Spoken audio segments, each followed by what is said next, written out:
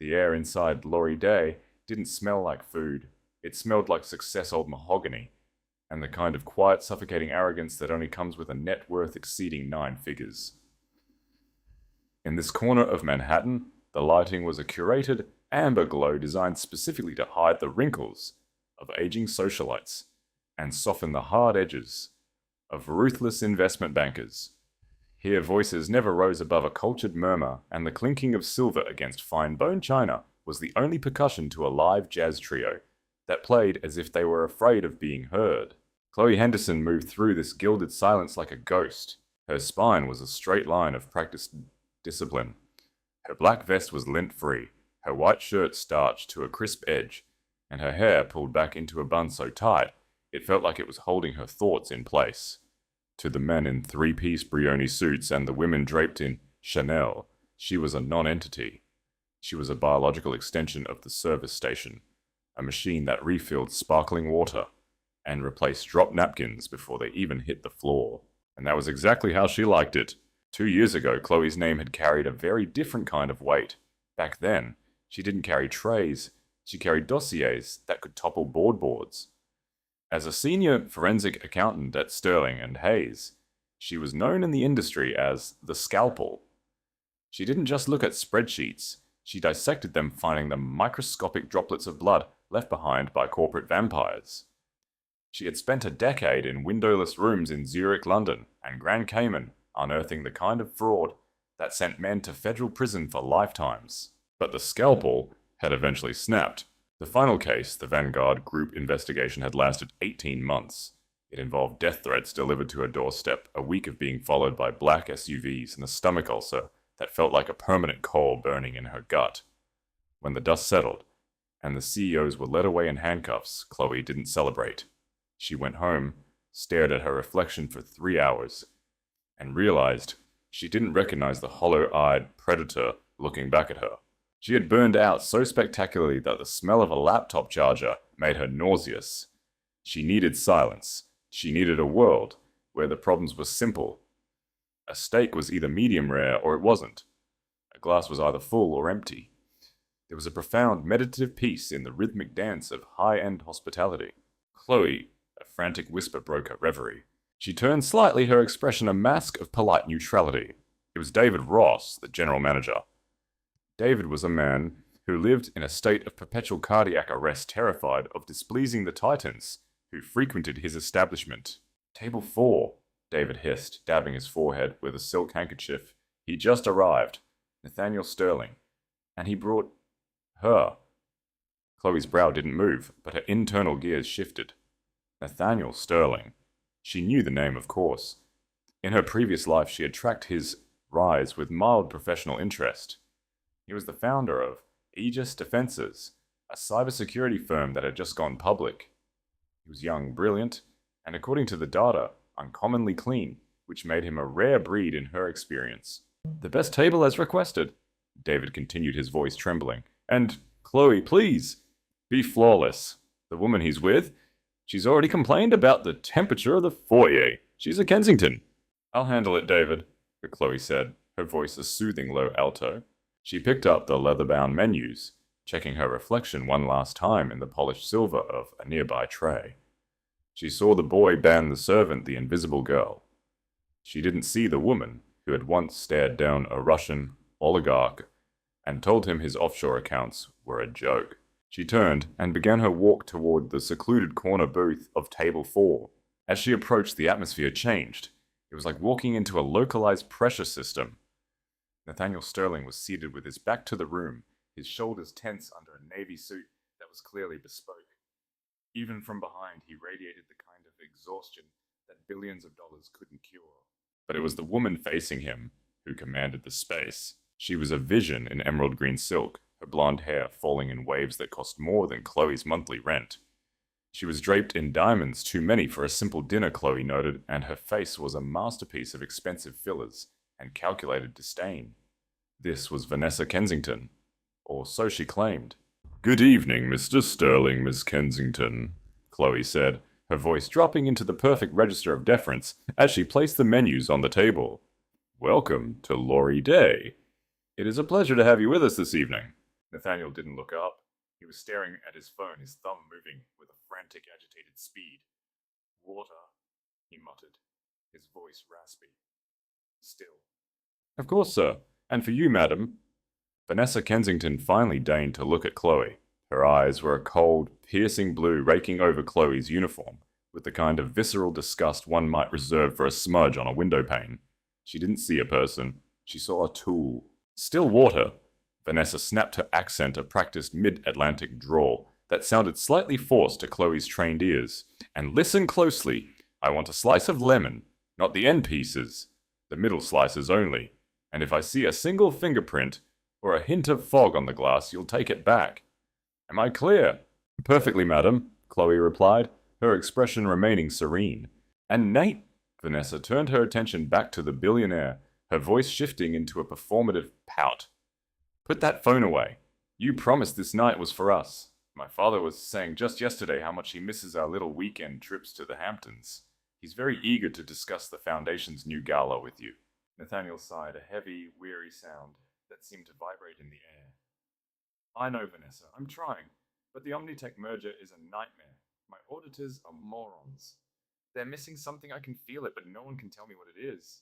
Khloe, already stepping away to fetch the water, felt a familiar tingle at the base of her skull. Omnitech. The name flickered in her mind like a corrupted file. She had seen that name before, years ago, in a report about shell companies and mezzanine loans. Asterisk, not your circus. Khloe, asterisk, she reminded herself, her fingers tightening slightly on the silver tray as she reached the service station. Asterisk, you are just a waitress. You pour water. You don't solve $8 billion puzzles. But as she reached for the crystal glasses, her eyes drifted back to table 4. There was something about the way Vanessa Kensington sat, the way she gripped her clutch, the way she dropped the name Hamptons like a shield. The analytical monster Khloe had tried to bury for 2 years began to stir in its grave, and it was hungry. The heavy, brass-trimmed doors of Laurie Day swung open at 8:00 p.m. sharp. It wasn't just an entrance, it was an arrival. Nathaniel Sterling walked in first, looking exactly like his most recent Forbes cover, sharp-jawed, perpetually exhausted, and carrying the weight of an $8 billion empire on his shoulders. His navy suit was a masterpiece of tailoring, but the way he kept adjusting his cufflinks suggested a man who felt trapped in his own skin. But the room didn't look at Nathaniel. They looked at the woman on his arm. Valerie, playing the role of Vanessa Kensington, didn't just walk, she paraded. Draped in emerald green silk that shimmered like a serpent's skin, under the amber chandeliers she radiated a toxic, suffocating arrogance. Her blonde hair cascaded in perfect Hollywood waves, and the diamonds at her throat caught the light with every performative toss of her head. To the untrained eye, she was the epitome of Manhattan royalty. To Khloe, she was a flashing red light. Khloe stood by the service station, her hands clasped behind her back, watching them approach. She felt the old familiar hum of her forensic brain beginning to vibrate. Asterisk. Shoulder tension high, eye contact evasive, gait performative. Vanessa Kensington wasn't comfortable in her own luxury. She was wearing it like armor. Good evening, Mr. Sterling, Miss Kensington, Khloe said as they reached table 4. Her voice was a practiced, soothing alto, the perfect sonic backdrop for a 3-star dining experience. Welcome back to Laurie Day. May I offer you the menus? Vanessa didn't even look up. She was already staring at the reflection of her own perfectly manicured nails in her phone screen. Still water? She snapped, her voice cutting through the soft jazz like a serrated blade. And bring a slice of lemon. Not the end pieces, I want the middle slices. And make sure the glass isn't foggy. I loathe a foggy glass. It's a sign of a lazy establishment. Of course, madam, Khloe replied smoothly. Her pulse remained a steady, rhythmic beat. She had dealt with temperamental dictators. A spoiled socialite was nothing more than background noise. Nathaniel finally looked up from his own phone, his eyes bloodshot and rimmed with dark circles. He offered Khloe a tight, apologetic smile, the kind of smile a man gives when he's too tired to argue with the woman he's with. Just still water for me too, please. Thank you. Right away, sir. As Khloe walked toward the water station, she felt a prickle of electricity at the nape of her neck. Vanessa Kensington. The name was real. There was a Kensington family in New York real estate, but the face didn't fit. Khloe had spent years scrutinizing family portraits during background checks for mergers. The Kensington sisters were known for their distinct sharp features. This woman was soft her beauty manufactured in a plastic surgeon's office in Miami or Los Angeles. Asterisk, not your business asterisk, Khloe whispered to herself, her fingers steady as she selected two pristine crystal glasses. Asterisk, you are out of that world. You are a ghost. Let the billionaire be scammed in peace. But as she returned to the table, the atmosphere had soured. Nathaniel had his laptop open now, the blue light of the screen clashing harshly with the warm amber of the restaurant. He was muttering under his breath, his finger tracing a line on a complex spreadsheet. Nate, put that away, Vanessa hissed, her hand hovering near the crystal glass Khloe was about to set down. We are at Laurie Day. This is supposed to be our celebration for the merger. It's not a celebration yet, Vanessa! Nathaniel snapped, his voice raw with frustration. The Omnitech numbers are a mess. My lead auditor says everything is fine, but the cash flow doesn't match the debt servicing. I feel like I'm staring at a magic trick, and I can't find the trapdoor. Khloe leaned in to place Vanessa's water glass. She did it with the grace of a ballerina, ensuring the lemon slice was positioned exactly in the center. But as the glass touched the linen, Vanessa moved. It was a sharp, intentional jerk of her elbow designed to create a scene. The glass wobbled. Khloe's reflexes, honed by 2 years of navigating crowded dining rooms, kicked in instantly. Her hand shot out, catching the glass before it tipped. Only 3 tiny droplets of water escaped, landing on the pristine white tablecloth. Watch what you're doing, you clumsy idiot! Vanessa shrieked. The sound was a gunshot in the silent room. The jazz pianist fumbled a chord. Heads turned. David Ross, the manager, turned pale enough to faint. Nathaniel blinked, startled out of his financial trance. Vanessa, calm down. It was barely a splash. No, Nate, look at this! Vanessa pointed a trembling manicured finger at the 3 tiny damp spots. She's completely incompetent. This is supposed to be a world-class restaurant, not some diner in Queens. I want a new tablecloth, and I want a different server. Someone who actually knows how to do their job. Khloe stood perfectly still. She didn't flush. She didn't apologize. She simply watched Vanessa's eyes. Behind the rage, she saw a flicker of something else, fear.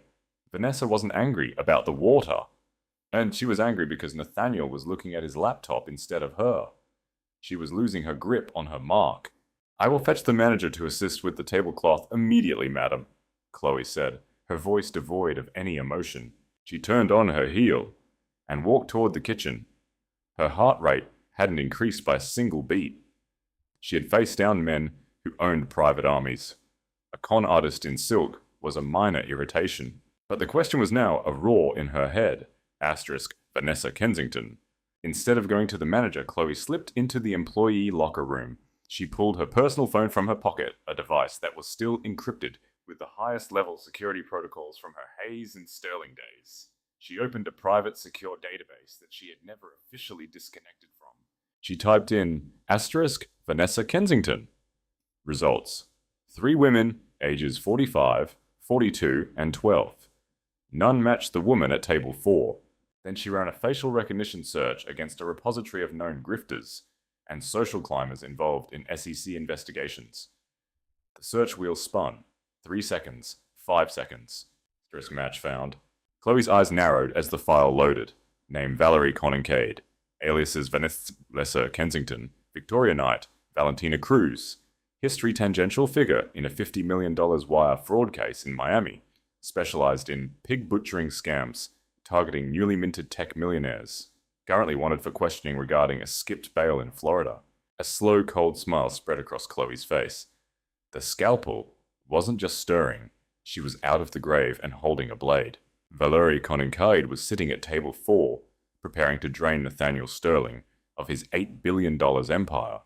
And she had just made the mistake of calling the only woman in New York who could stop her a clumsy idiot.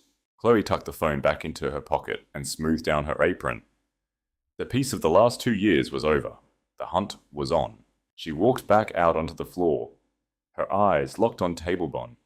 She didn't look like a boy band anymore. She looked like an executioner. The walk back to the service station was a blur of muscle memory.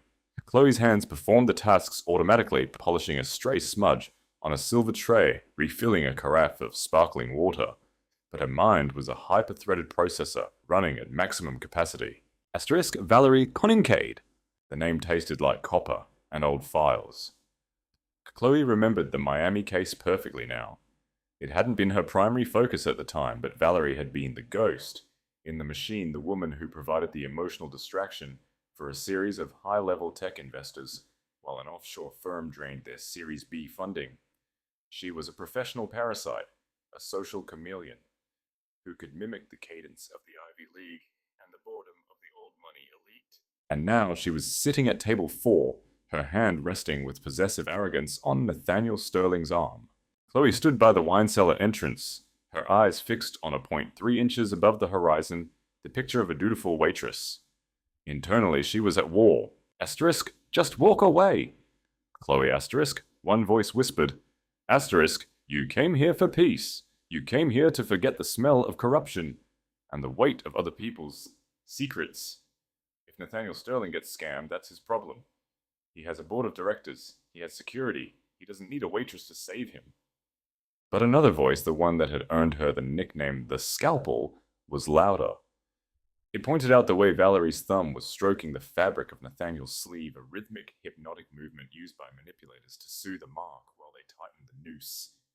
It pointed out the Omnitech folder on the table of financial landmine that Khloe knew was rigged to blow.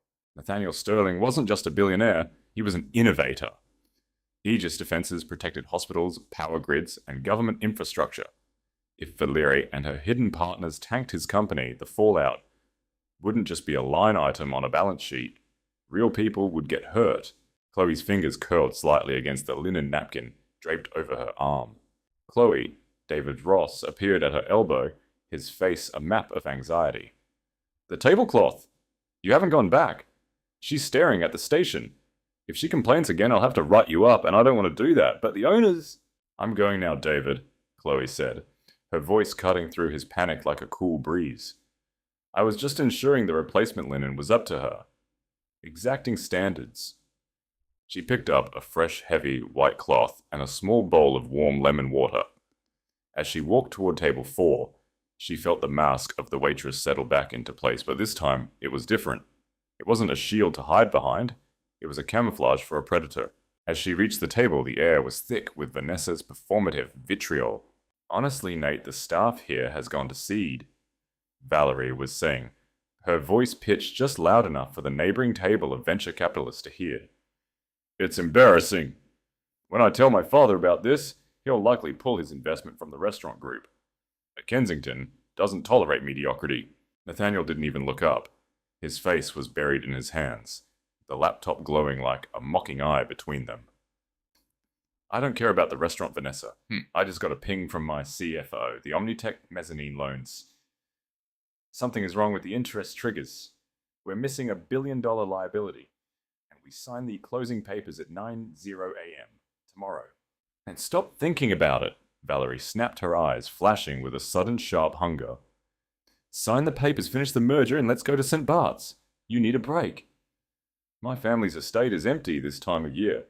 We can hide away from all of this. Khloe stepped forward. My apologies for the delay, madam, she said, her tone a masterpiece of humble submission. I wanted to ensure the replacement linen was pristine. She began the delicate process of switching the cloth under the glasses without disturbing the setting. It was a high-level service move, one that required absolute focus. Valerie watched her with narrowed eyes, her lip curling. You're still here. I thought I made it clear I wanted a different server. Someone with a brain. The manager has assigned me to personally oversee your table for the rest of the evening to ensure total satisfaction, Miss Kensington. Khloe lied, smoothly. As she worked, Khloe intentionally leaned a fraction closer to the table, her eyes darting to the laptop screen for less than a second. Asterisk line 42, asterisk. It was there, a tiny innocuous-looking entry under Consulting Fees Apex Holdings. To any normal auditor, it looked like a standard payout to a third-party advisor. But Khloe knew the Apex name. It was a notorious Cayman shell used by the very same fraud syndicate that Valerie Conincaid had been linked to in Miami. The pieces clicked together with the deafening force of a vault door closing. Valerie wasn't just here for a $2 million bridge loan. She was the emotional handler for the Omnitech trap. She was there to keep Nathaniel distracted, stressed, and desperate for escape until he signed the papers that would essentially transfer the wealth of EJ's defenses into a black hole controlled by her handlers. Khloe felt a cold, sharp anger bloom in her chest. It was the same anger that had driven her to dismantle the Vanguard group. It was the anger of a person who hated bullies and despised thieves. "You're staring, Waitress," Valerie hissed, leaning back and crossing her arms. "Is there a problem, or are you just fascinated by people who actually have a purpose in life?" Khloe stood up straight, the old tablecloth folded over her arm. She looked directly into Valerie's eyes, not with deference but with a terrifying, level stillness. "I was just admiring your necklace, Miss Kensington," Khloe said softly.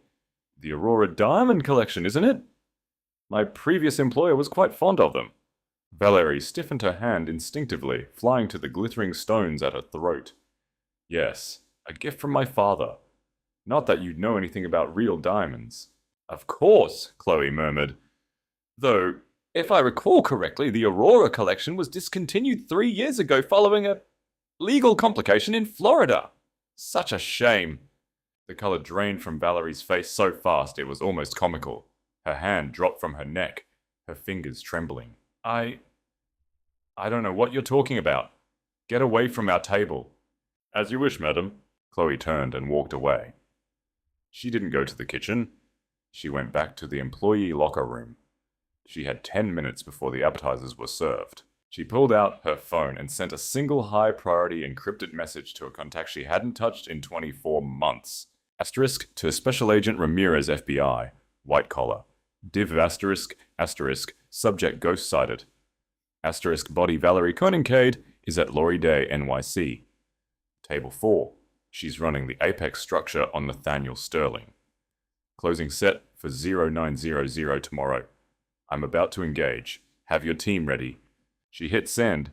The boy band was gone. The scalpel was back. And she was about to perform the most public, most brutal dissection of her career. The main course arrived under silver cloths, a silent procession of waiters, led by David Ross himself. But even the aroma of truffle-crusted wagyu and aged balsamic couldn't mask the metallic scent of impending disaster at table 4. Khloe stood back as the plates were placed. She watched Valerie. Her hands were still trembling slightly from the mention of Florida, but she was compensating with a renewed vicious energy. A cornered animal is always the most dangerous, and Valerie was currently backing herself into a wall of emerald silk. "The service is taking forever, David," Valerie snapped, not looking at the manager. She grabbed a heavy silver fork and stabbed a piece of meat with unnecessary violence. "And I want this woman." She pointed a sharp nail at Khloe. "Gone. She's been hovering like a vulture. It's creepy. She's making me feel unsafe." David Ross looked at Khloe, then back at Nathaniel. "Mr. Sterling!" Nathaniel didn't even look up. He was staring at the Omnitech due diligence report on his laptop screen, his skin looking grey in the blue light. "She's fine, David. Leave us." As David retreated, the atmosphere at the table shifted from cold to suffocating. Valerie leaned across the table, her voice dropping into a low, manipulative purr that Khloe could hear perfectly from her station 2 feet away. "Nate, listen to me," Valerie whispered, her eyes wide with performative concern. "You're killing yourself over this merger. My father's lawyers looked at the Apex Holdings shell last week. They said it's a standard tax efficiency structure. You're letting your anxiety win. If you don't sign these papers by 9:00 a.m., the board will think you've lost your nerve. They'll replace you." Nathaniel rubbed his temples, a low groan escaping his throat. "It's not anxiety, Vanessa. It's $300 million in unaccounted liabilities. If I sign this and it's a trap, Aegis Defenses becomes a debt zombie overnight. 10 years of my life gone. Then sign the bridge loan I asked for first." Valerie pushed her voice, hardening. "My foundation can buy out the immediate debt. It's a clean swap. You save the company, we get married in June, and we never have to look at a spreadsheet again. Don't you want that? Don't you want peace?" Khloe felt a sickening jolt of recognition. The bridge loan wasn't for a foundation, it was the final payout. Once Nathaniel transferred that $2 million, Valerie would disappear before the first course of breakfast was served, leaving him to face the SEC alone when the Omnitech fraud imploded. Khloe stepped forward, her movements fluid and silent. She picked up the wine carafe, leaning in as if to top off their glasses. "Would you like more of the 2009 Margot, sir?" she asked softly. "No," Nathaniel barked. "I need to think." Valerie glared at Khloe, her eyes burning with a murderous intensity. "I told you to stay away. Are you deaf? Or just looking for a tip you'll never get?" Khloe didn't flinch. She kept her eyes on the laptop screen. Nathaniel had scrolled down to the Q3 disclosures. Line item 42 was staring him in the face, but he was too tired, too emotionally drained by the woman sitting across from him to see the poison hidden in the plain text.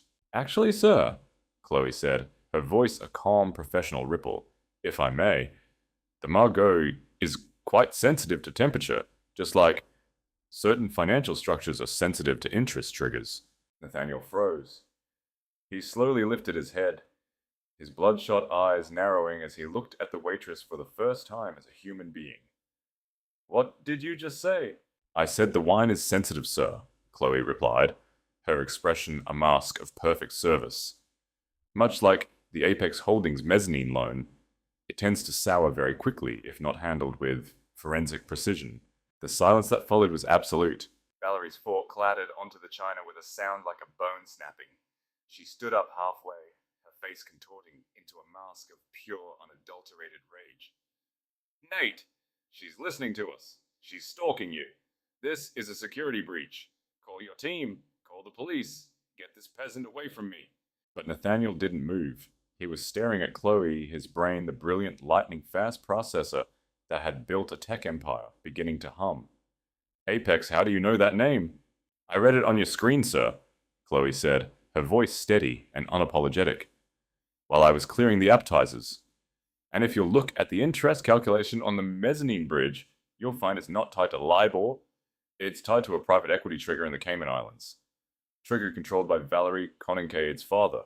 Valerie shrieked a high-pitched, desperate sound that echoed through the hushed dining room. She lunged across the table, her elbow catching the neck of the open $4,000 bottle of wine. Time seemed to slow down. The heavy glass bottle tipped. The dark ruby-red liquid cascaded across the crisp white linen, splashing violently over the edge, and landing directly onto the lap of Valerie's emerald green silk dress. The shriek turned into a howl of fury. "My dress, you stupid, careless bitch, look what you did."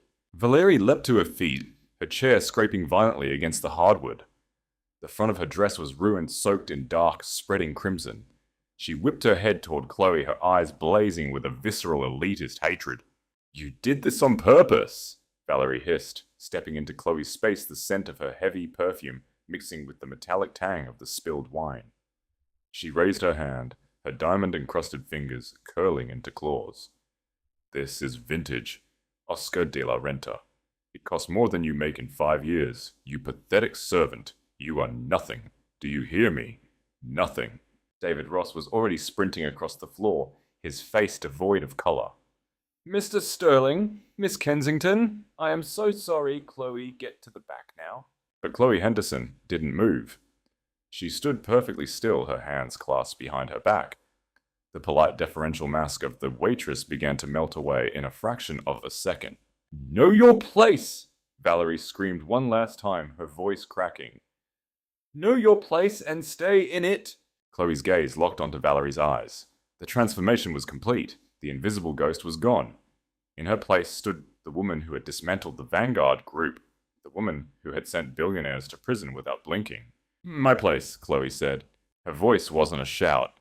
It was a low, chilling murmur that somehow carried across the entire silent restaurant. It sounded like a judge handing down a sentence. You really want to talk about my place, Valerie?" Vanessa Valerie blinked momentarily, taken aback by the shift in the air. The power dynamic hadn't just shifted. It had been demolished.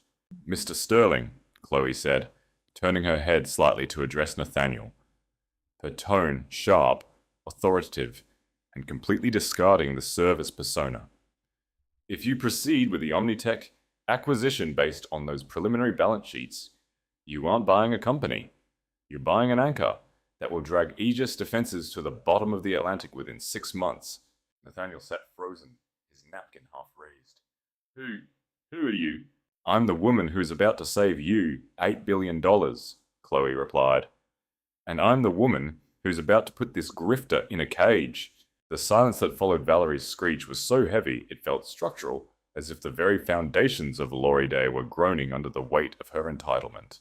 The dark, viscous Margot didn't just stain her dress, it seemed to bleed into the atmosphere, turning the amber-lit room cold and jagged. Valerie stood there, her chest heaving, the ruined emerald silk clinging to her like a second poisonous skin. Her face, usually a masterpiece of expensive composure, had fractured. The eyes that had looked so aristocratically bored moments ago were now wide bloodshot, with a manic, elitist rage. You pathetic, clumsy peasant, Valerie hissed. The words weren't just spoken, they were spat landing with more impact than the wine ever could. She didn't just look at Khloe, she looked through her, as if Khloe were a biological error that needed to be erased from the record of the evening. Valerie stepped forward, her expensive heels clicking sharply on the hardwood, closing the distance until the scent of her cloying perfume, something heavy, with tuberose and desperation, filled Khloe's lungs. Do you have any idea what you've done? Valerie's voice dropped to a low, vibrating snarl. This dress is a custom Oscar de la Renta. It's worth more than your life. It's worth more than every tip you've ever begged for in this overpriced cafeteria. Nathaniel jumped up, his chair scraping violently. Vanessa, stop it. It was an accident. I saw you reach for the laptop. I don't care what you saw, Nate. Valerie whipped her head toward him, her blonde waves disheveled. She did this on purpose. She's been hovering all night, eavesdropping, trying to insert herself into a conversation she isn't even qualified to hear. She's jealous. Look at her. A nobody in a cheap vest staring at someone who actually matters. She turned back to Khloe, a trembling, manicured finger pointed directly between Khloe's eyes. You are a tool, Valerie whispered, her voice dripping with venomous elitism. You are a glorified servant whose only purpose is to wash dishes and fetch water for people who run the world. You have no voice, you have no opinion, you are nothing. Then came the words that would change everything. Know your place, girl, and stay in it. The entire restaurant was dead silent. Even the air conditioning seemed to hum at a lower frequency. David Ross, the general manager, arrived breathless, his face a ghostly white. Mr. Sterling, Miss Kensington, I am so incredibly sorry. The meal is on the house. I will personally handle the dry cleaning. Khloe, he turned to her, his voice shaking. It goes to the back. Hand in your apron. You'm fired. Khloe didn't look at David. She didn't look at the crowd of onlookers. She looked at Valerie. For 2 years, Khloe had cultivated the mask of the invisible server. She had suppressed the razor-sharp instincts that had once made her the most feared woman in forensic accounting. She had enjoyed the quiet. But Valerie's words, know your place, had acted like a key in a lock she thought she'd thrown away. The polite deferential mask didn't just slip, it shattered. In a fraction of a second, the invisible ghost was gone. In her place emerged a woman with a spine of titanium and eyes like cold blue steel.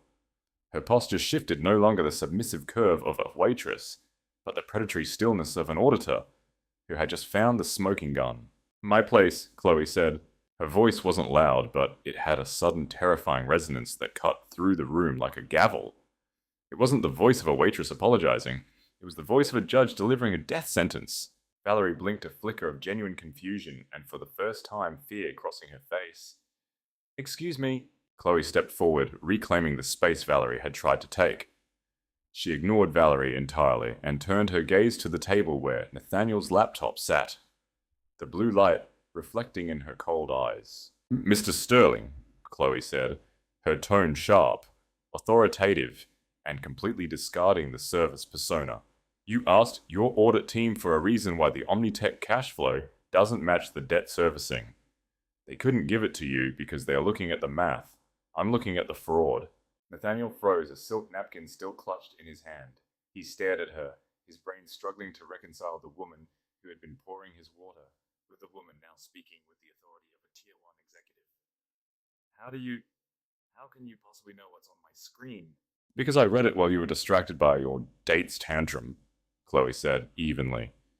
If you sign that merger at 9:00 a.m. tomorrow, you are inheriting $300 million in hidden mezzanine debt. They've masked it through a shell called Apex Holdings, LLC.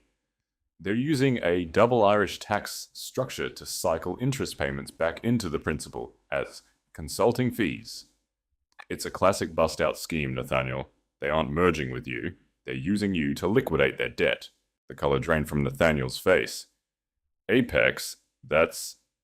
How do you know about the Apex shell? Because I'm the person who wrote the white paper on Apex during the Vanguard investigation, Khloe replied. My name is Khloe Henderson, and for the record, Mr. Sterling, my place isn't carrying your wine. A collective gasp rippled the frodot through the nearby tables. The name asterisk Khloe Henderson asterisk was a legend in the financial districts of New York and London. She was the woman who had dismantled 3 Fortune 500 companies in a single year. Nathaniel's jaw dropped. The Khloe Henderson. The one who vanished 2 years ago. I was resting, Khloe said, her eyes shifting back to Valerie, who was now trembling for a very different reason. But it seems that the monsters I used to hunt have started dining in my restaurant. Valerie's face was now the color of ash. She tried to muster her aristocratic sneer, but it came out as a pathetic, shaking grimace. Nate, she's lying. She's a crazy person. She probably Googled your merger while she was in the kitchen. Don't listen to a boy band over me. I'm not a boy band anymore, Valerie, Khloe said, her voice dropping into a chilling, dangerous register. And your name isn't Vanessa Kensington. It's Valerie Conincaid. Your father isn't a real estate mogul in the Hamptons. He's inmate number 84729 054 at Danbury Federal Prison, and the FBI has been looking for you since you skipped bail in Miami. Khloe reached into the pocket of her black vest and pulled out her phone. The screen was glowing with an active transmission. I didn't just read the laptop, Valerie, Khloe said, with a slow, terrifying smile. I called an old friend at the white-collar division. He's been looking for a reason to close the book on you for a long time. The brass doors of Laurie Day burst open. The amber peace of the room was shattered by the harsh blue and red flicker of police lights and the heavy tread of NYPD boots. The know-your-place moment was over. The execution had begun. The heavy, brass-trimmed doors of Laurie Day didn't just open, they were breached. 4 NYPD officers led by a man in a sharp grey suit who screamed federal authority marched toward Table 4. The rhythmic clacking of their boots on the mahogany floor sounded like the beat of a war drum, silencing the upbeat jazz and the nervous whispers of Manhattan's elite. Khloe didn't look at the officers. She kept her eyes locked on Valerie, watching the woman's carefully constructed world turn to ash. Mr. Sterling, Khloe's voice was cool, clinical, and utterly devoid of the warmth she had used as a waitress. You wanted to know why your audit team missed the $300 million hole. They missed it because the documents you were given weren't just flawed. Hiding behind those consulting fees at Apex Holdings is a series of mezzanine loans that trigger a total equity transfer the moment the merger is finalized. It's a hostile takeover disguised as an acquisition, and the person who signed off on those secret triggers, it wasn't an Omnitech executive. Khloe tilted her head toward Valerie. It was the woman you're currently paying $4,000 to drink wine with. Nathaniel stood up, his face a mask of horrified realization. He looked at Valerie, then back at the glowing screen of his laptop. Vanessa? What is she talking about? She's talking about the fact that your Vanessa Kensington doesn't exist, Mr. Sterling. The man in the grey suit interjected as he reached the table. He flashed a gold badge FBI. I'm Special Agent Ramirez. And the woman standing in that ruined silk dress is Valerie Conincaid.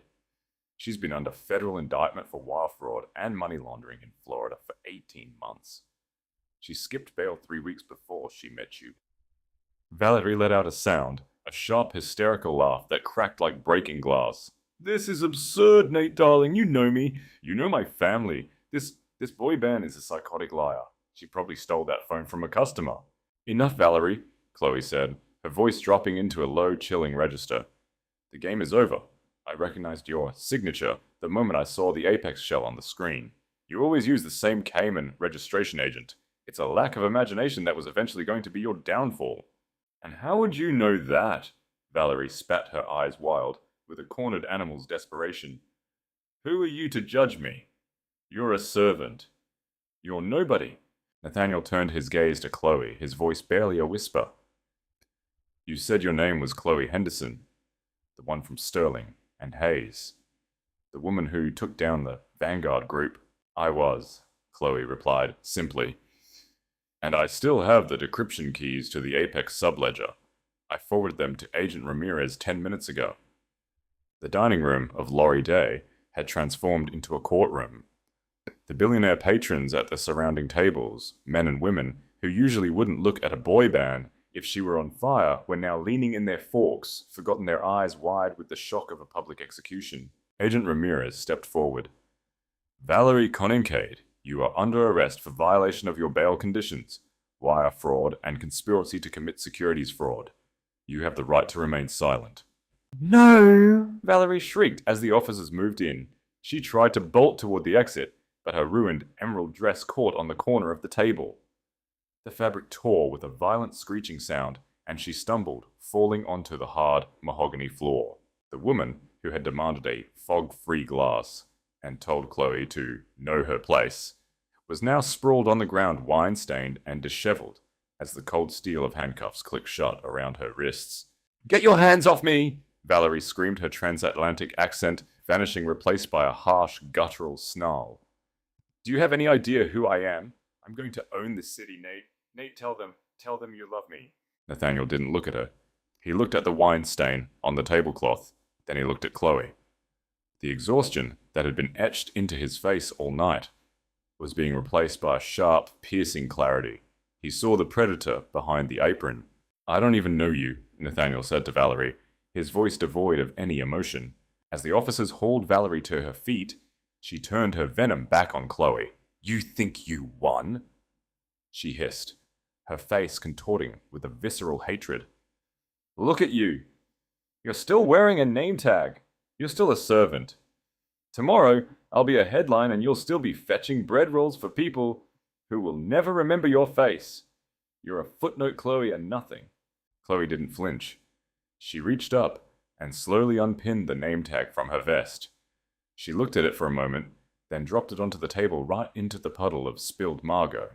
A name tag can be removed, Valerie, Khloe said softly, her voice carrying across the silent room. But a federal indictment is forever. Enjoy your new place. I hear the lighting in Danbury isn't nearly as flattering as it is here. The officers marched Valerie out of the restaurant. There was no more screaming, just the heavy, rhythmic thud of boots and the closing of the brass doors. The silence that followed was deafening. David Ross, the manager, was frozen by the service station, looking as if his heart had finally given out. The elite of Manhattan sat in stunned paralysis. Nathaniel Sterling didn't move. He stared at the empty chair where a ghost had sat, then at the woman who had just saved his life's work. Khloe Henderson, he breathed the name finally settling in the air with the weight it deserved. I spent 6 months trying to hire your former firm to find the leak in Omnitech. They told me you were dead. I wasn't dead, Mr. Sterling, Khloe said, her posture shifting as she shed the last remnants of the service persona. She stood tall, her eyes bright, with a spark she hadn't felt in 2 years. I was just waiting for a reason to come back to the surface. Well, Nathaniel said, a slow, grim smile touching his lips. I think you just found 8 billion reasons. The double brass doors of Lori Day swung outward with a final heavy thud, but the echoes of Valerie Conincaid's screaming didn't fade immediately. They seemed to linger in the expensive filtered air, clashing with the polite tinkling of crystal from the far side of the room, where patrons were trying and failing to pretend they hadn't just witnessed a social execution. In the center of the dining room, the vacuum left by Valerie's removal was filled by a cold, crystalline silence. Nathaniel Sterling remained standing, his hands gripping the edge of the mahogany table so hard his knuckles were the color of ivory. He looked down at the ruined tablecloth. The dark red wine stain looked like a map of a failed empire. Everything he thought he knew about the last 3 months of his life, the dinners, the shared confidences, the Hamptons estate, the $2 million bridge loan. It was all fiction, a carefully curated hallucination designed to bleed him dry. He slowly turned his head to look at Khloe. She was standing 2 feet away, her posture as straight and unyielding as a blade of tempered steel. She had already discarded her service towel. The white apron, once a symbol of her place, lay crumpled on the floor like a white flag of surrender. But it wasn't Khloe who had surrendered. "Khloe Henderson," Nathaniel said again, his voice sounding hollow in the vast room. "I read the articles about you. They said you were the only person in the world who could find money that didn't want to be found. I thought you were a myth. Or a ghost." "I was a ghost by choice, Mr. Sterling," Khloe replied. Her voice had lost every trace of the submissive melodic lilt she used for service. It was now a precision instrument, cool, dry, and terrifyingly efficient. "The world of corporate fraud is loud. I wanted quiet. But some sirens are too loud to ignore." "You knew?" Nathaniel breathed a flash of anger flickering in his eyes, not at her, but at the sheer scale of the deception. "You knew the moment you saw the laptop." "I suspected the moment I saw her face," Khloe corrected him. "Valerie Conincaid has a very specific bone structure. It's the same as her father's. I spent 6 months staring at Donald Conincaid's financial records. When I saw the Apex Holdings shell on your screen, the suspicion became a certainty. The mezzanine loan structure you were looking at. It's her father's signature move. He calls it the Cayman Squeeze. He used it to bankrupt 3 municipal pension funds in 2019. A few tables away, a prominent state senator, the one who had been bumped to make room for Nathaniel, quietly lowered his fork. The room was no longer just watching a drama. They were receiving a masterclass in high-level financial warfare. David Ross, the general manager, stepped forward tentatively. His face was a mask of sheer terror. "Mr. Sterling? Khloe? I don't know what to say. I had no idea. Miss Henderson. If I'd known who you were, I would never have..." "You would never have treated me like a servant, David," Khloe interrupted, her eyes cutting to him. "That's the problem with Laurie Day. You only respect the money, never the person. I enjoyed being a boy band. It was honest work. It was Valerie who made it toxic." She turned back to Nathaniel. The billionaire looked like a man who had just survived a plane crash only to realize he was standing in a minefield. "The Omnitech deal," Nathaniel said, his voice gaining strength. "You said line 42, the consulting fees." $300 million, Mr. Sterling, Khloe said firmly. "Masked as interest payments to an undisclosed mezzanine lender. If you sign those papers at 9:00 a.m., that debt becomes yours. By 10:00 a.m., Valerie's father's associates trigger the default clause. By noon, they own 51% of Aegis Defenses. You'd be out of your own company before lunch." Nathaniel closed his eyes for a second, a shudder passing through his frame. He had built Aegis from a 2-man operation in a garage to a global powerhouse. To lose it to a grifter in an emerald dress, like the thought was a physical blow.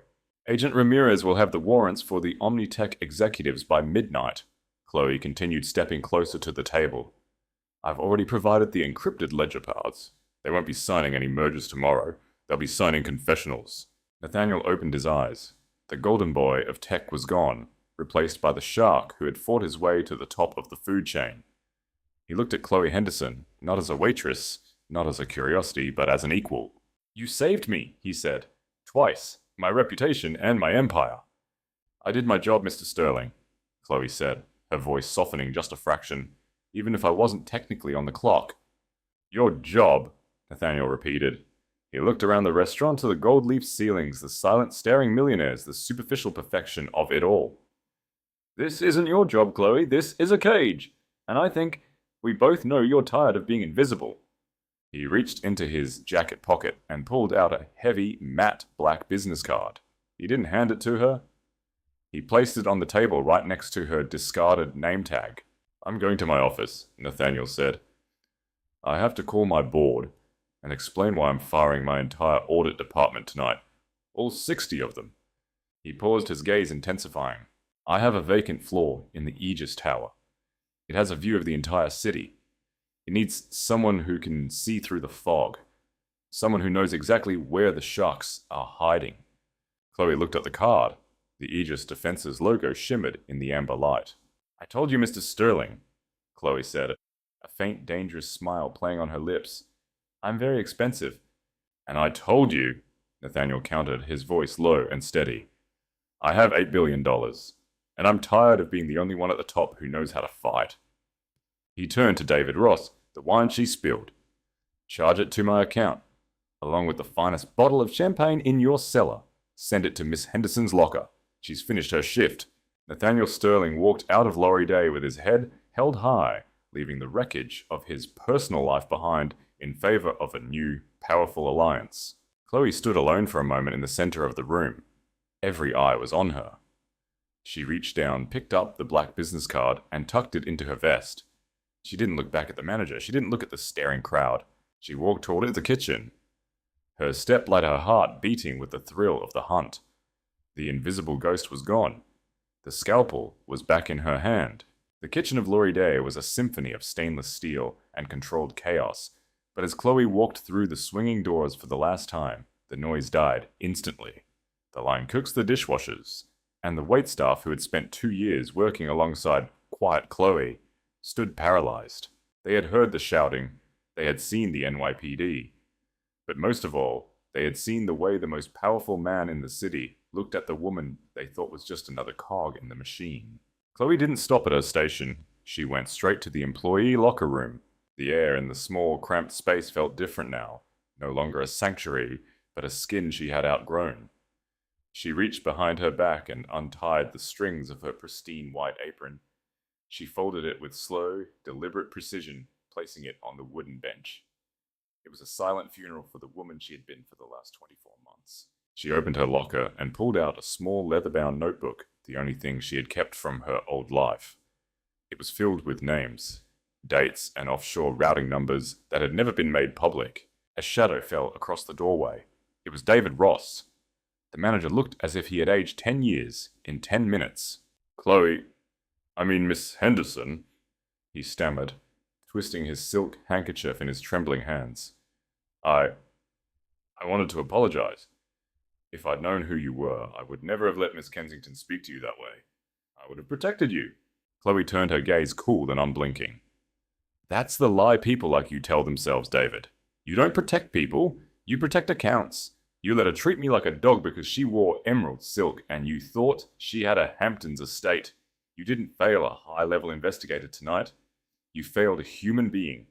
And that is why you will never be anything more than a glorified doorman for people who don't even know your last name.